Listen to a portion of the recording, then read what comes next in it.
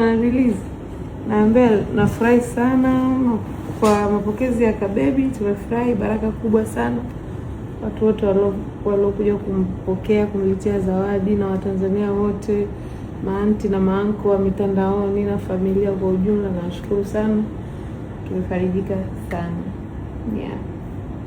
Ukikutana nacho huko njiani kinafanya ujinga, mkitie makonzi, maana ni mtoto wa taifa. Kwa kweli. Aisha. Choka za. Umenilaza hapa siku 4. Hapo pata kimchumba. Yaani kikuendesha mimi uniteje wewe. Not fair. But I love him.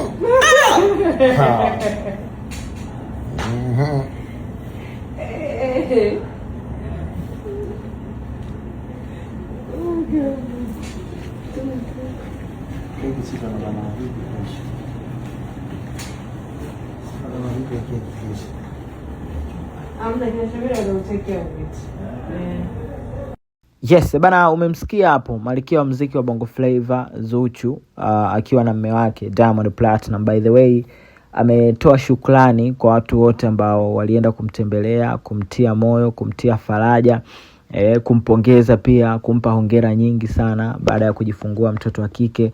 Na tunafahamu sasa hivi ndio story kubwa nchini Tanzania. Kila mmoja, kila mtu, wapenzi na wadau wote wa burudani nchini Tanzania wameipokea hii taarifa kwa furaha sana, ikiwemo mimi mwenyewe pia. Toka juzi nimekuwa nikikupa update tofauti kuhusiana na tukio hili adhimu kabisa baada ya mwanadada Zuchu kujifungua. Sasa una maoni gani kuhusiana na hichi mdau? Drop comment yako chini ya hii video, utakuwa umetisha kinoma noma. Lakini pia usisahau kusubscribe kwa ajili ya kupata updates nyingi zaidi.